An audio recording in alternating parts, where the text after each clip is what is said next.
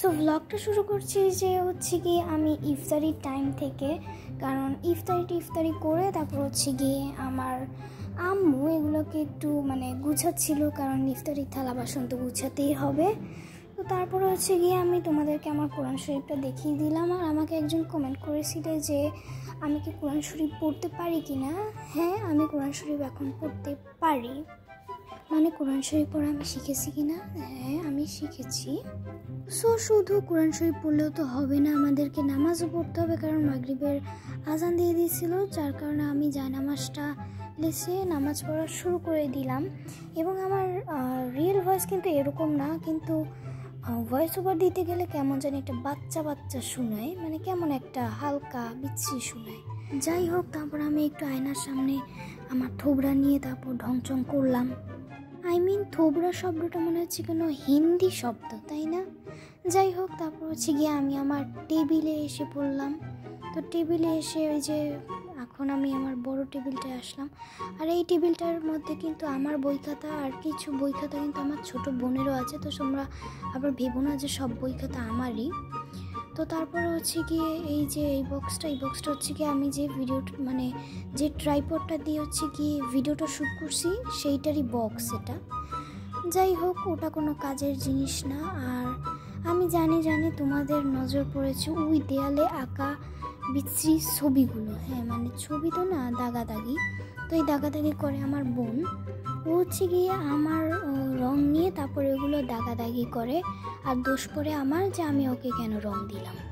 যাই হোক, ওকে অনেকবার মানা করা হয়েছে কিন্তু কথা শোনে না। একবার দেয়ালটাতে সাদা রঙও করেছিলাম, কিন্তু আবারও যেই এই অবস্থা করে রেখেছে। তো কোনো রং আবার আমি করব না, কারণ হচ্ছে গিয়ে আবারও এরকম করবে তো খালি রং করে লাভ নেই। আর এই যে ঝাড়বাতিগুলো লাগিয়েছিলাম, ফেয়ারি লাইট বলে যেগুলো, তো কেমন হয়েছে তোমরা কমেন্ট করে জানাবে। আর এই গরমের মধ্যে তো আর এসি ছাড়া থাকা যায় না, তাই এসিটা আমি একদম 16তে ছেড়ে দিলাম। আর হ্যাঁ, তোমরা কিন্তু এটাও কমেন্ট করে জানাতে ভুলবে না যে তোমাদের ওদিকে কেমন গরম পড়েছে। যাই হোক, তারপর আমার এই যে ইয়ারফোন বলে তো মনে হয়, হ্যাঁ ইয়ারফোন, সেইটা নিয়ে নিলাম।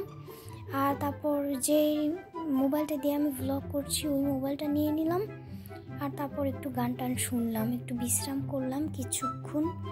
আর আমি জানি যে বিছানাটা একটু এলোমেলো, কিন্তু পরে আমিই গুছাই। সো এই তো আমি এখন কি কথা বলবো সেটাই আমি বুঝতে পারতেছি না। তো সেই জন্য এই তো করে যাচ্ছি। আমার কথা কেউ বুঝতে পারছো কি না আমাকে একটু বলবে।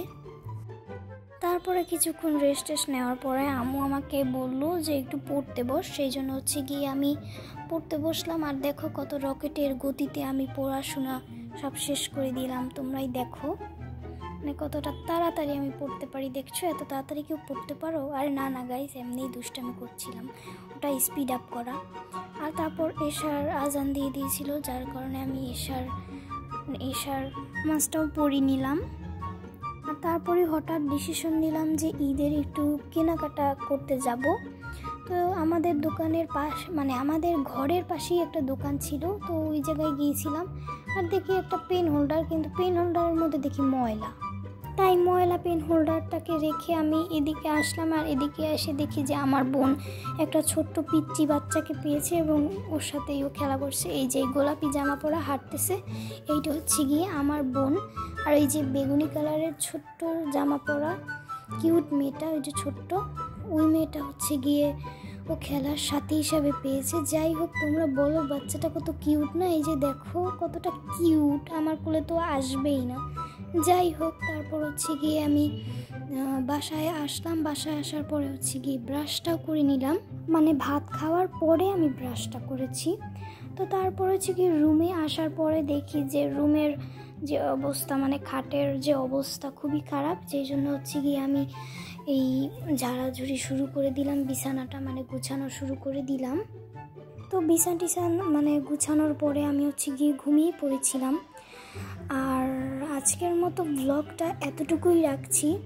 এটা যেহেতু নাইট ব্লগ, সেই জন্য রাত্রে কী করলাম তাই দেখালাম। আর আমি জানি যে ব্লগটা বেশি একটা ভালো হয়নি, কারণ আমি ব্লগটা প্রথমবার করছি, একটা ব্লগ আমি প্রথমবার করছি। তো সেই জন্য এই ভ্লগটা বেশি একটা ভালো হয়নি। তাও যারা যারা শেষ পর্যন্ত দেখেছো তাদের জন্য অনেক অনেক ধন্যবাদ। আজকের মতো এতটুকুই, বাই।